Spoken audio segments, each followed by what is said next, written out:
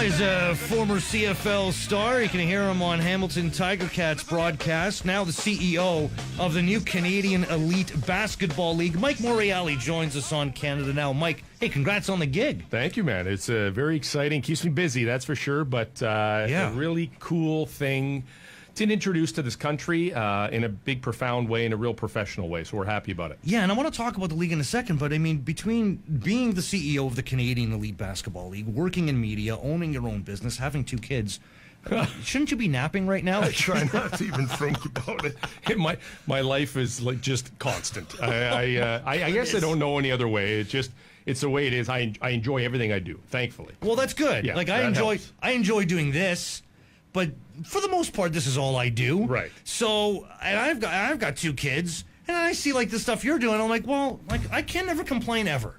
No, because Mike is so busy doing all this other stuff, and I can't complain. Like you got like 3 jobs, 4 jobs, whatever it is, and I love it. Your phone like must be buzzing constantly. It's my wife wants to kill me some nights, but it is what it is. You know, the kids jump all over me when they see me because I'm in and out and here, there, and everywhere. She finally gets you at home, like you're retired and all that stuff, and like now you're working constantly. Yeah, like you work harder now than you did when you played. So that's right. It's all good. I like I said, it's fun. It keeps me active.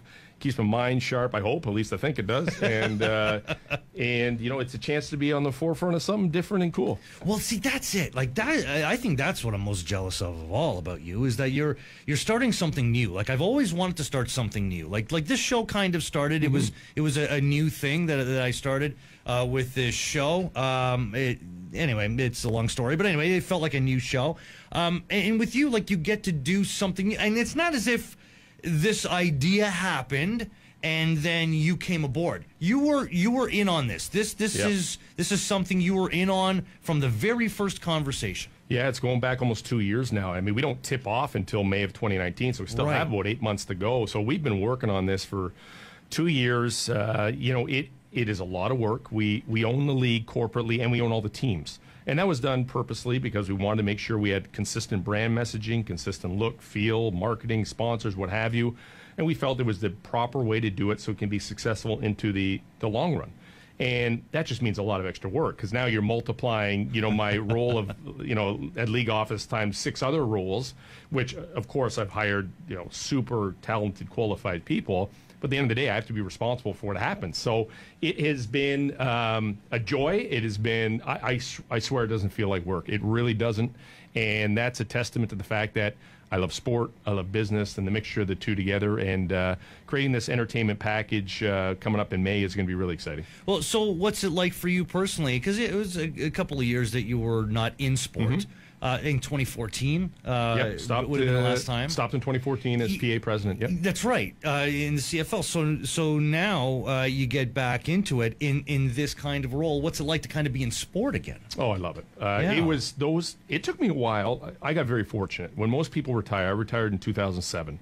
I walked right into an opportunity with the Player Associations, the VP of Marketing. I stayed there until I became president in 2012 to 2014. And then, you know, in 2014, I was, 43 or whatever it was. I entered the real world. And I'm like, the real world sucks, by the way, just so you know. And I was lost. And fortunate enough, I got back into working relationship with the Ticats, doing some in-studio stuff and in broadcast on game day. That built into my radio gig, and along the way came the CEBL, and that was, you know, I want to say saving grace. When you leave sports, most people don't get the chance that I had to get into it and extend my sport career essentially from the sidelines. It's tough, man. You try to reinvent yourself, and if you play a long time, you're older when you exit, which means you're competing against these youngsters who nowadays, you know, there's lots of them, and they're much technically more advanced than I ever was or ever am.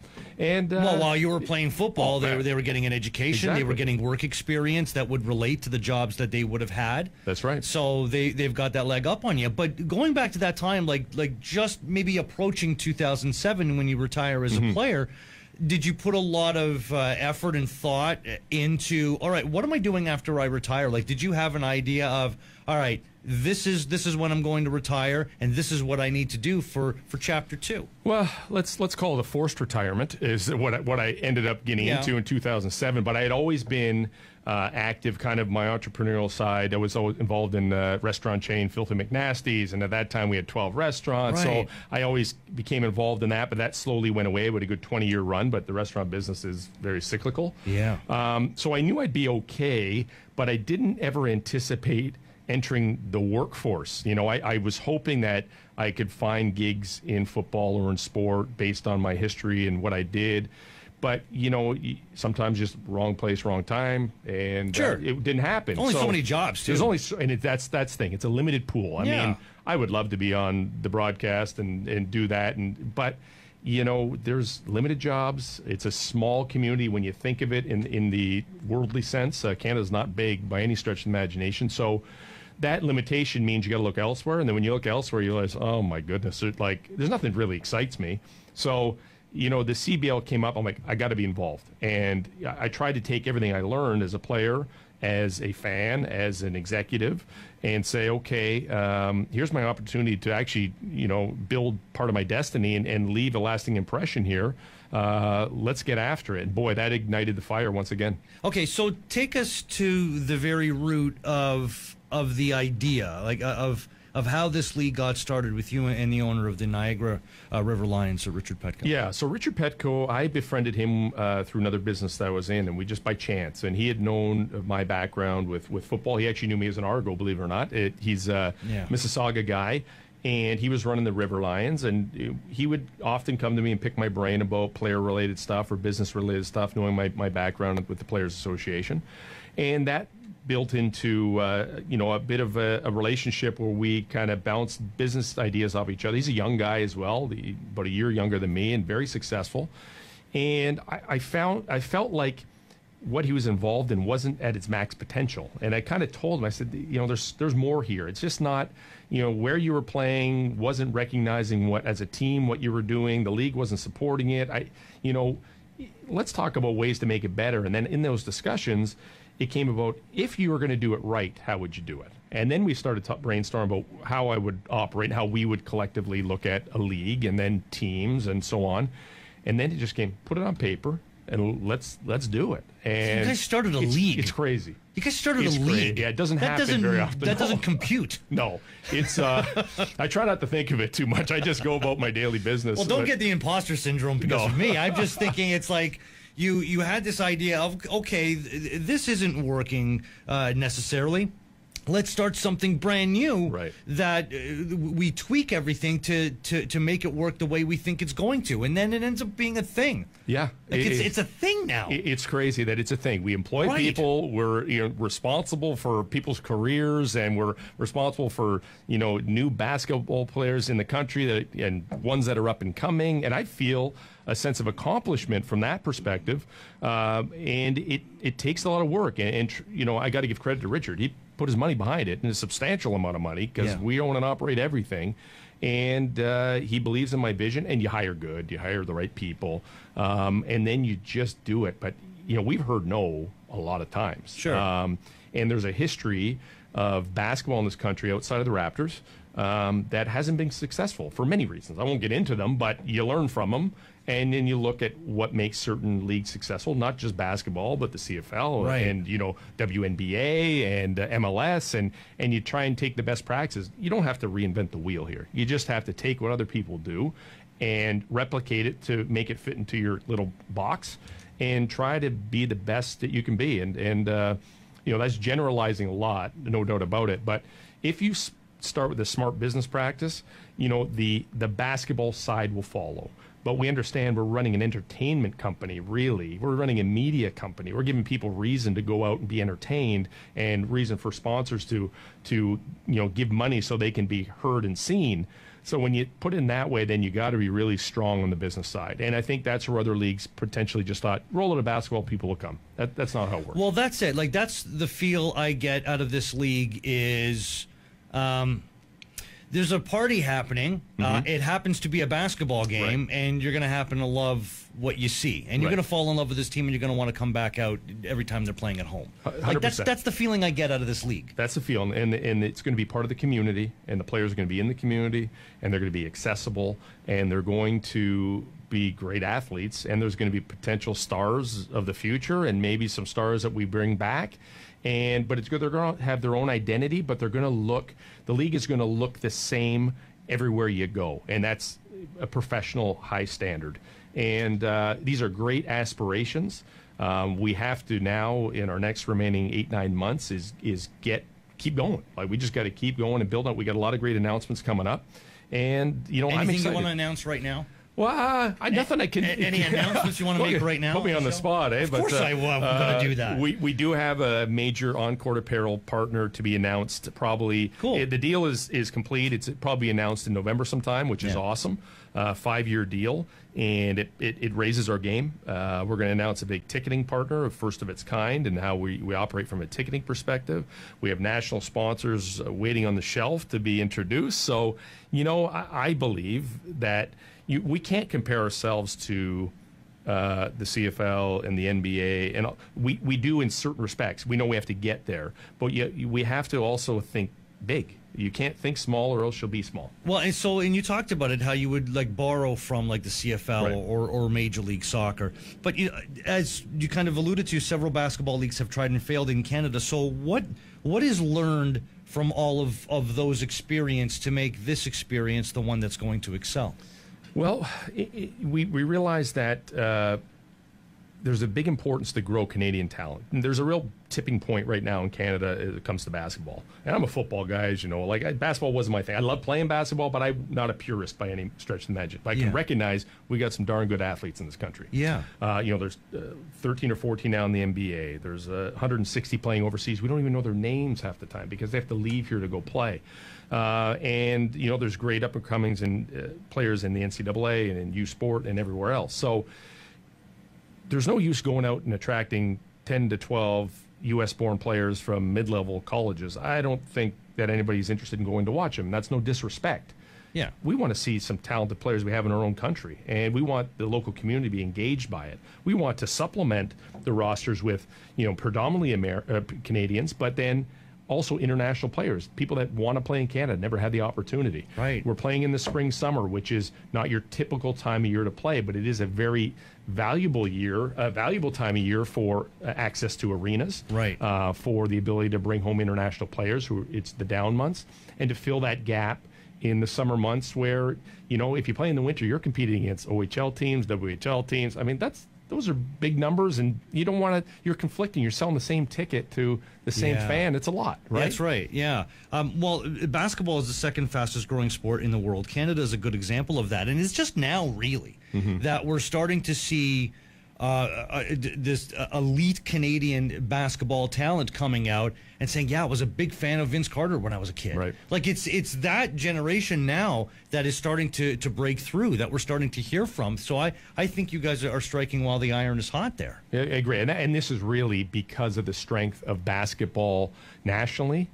In the world, and really the talent in Canada. So we're following a trend that we feel is keeps going up. We're going to do our best to continue it to grow, maybe accelerate the growth a bit, to recognize those that have played already and bring them back, and to start the newcomer process and take advantage of this country is made up of all different shapes and sizes and walks of life and different cultures, and basketball is one of those games that you can play anywhere. Very cost effective, and on a participation level, there's only 5 to 10 guys, 5 guys on the court at all times. But man, a lot of kids play basketball. Yeah, if you need a point guard that can't dribble, let me know. Okay, awesome. Sign me up.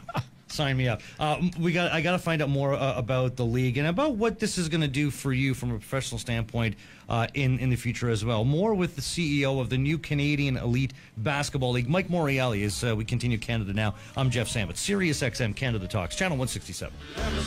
Canadian Elite Basketball League is going to be kicking off, or tipping off, I should say, in May. I'd make that mistake all the time. Don't you would. Of course you would. There's a former CFL star and now CEO of the league, Mike Morreale. May 2019, like for me, I was like, oh, that's so far away from my now. goodness. But you just said it was like, it's like 8 or 9 months from now. Like, oh crap, you're right. That's not far from now. So this is great, and I'm excited for you guys. So okay, so tell us about the 6 teams that you guys have. So we wanted to start with a minimum of 6 teams.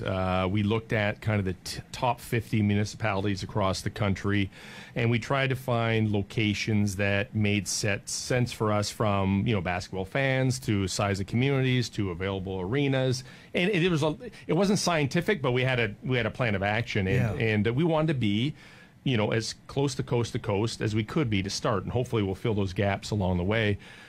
So we settled on Fraser Valley, with the team plays out of Abbotsford, right? Edmonton, Saskatoon and Saskatchewan, and then in Ontario, Guelph, Niagara, and Hamilton. So Niagara was an existing one that we knew we'd be in. The Guelph market would be probably one of our smaller markets, but still a nice insulated place, a great arena, great venue, great local community, lowest unemployment rate in the country. I mean, a lot of positives beyond the size. And then Hamilton and Edmonton are probably our biggest markets in terms of general population. We didn't come to Toronto specifically because we didn't want to get washed away right now. Now, that doesn't mean we won't appear here at some point in some fashion, whether it's in Brampton or somewhere, maybe it is here. It's all about partnerships at this point.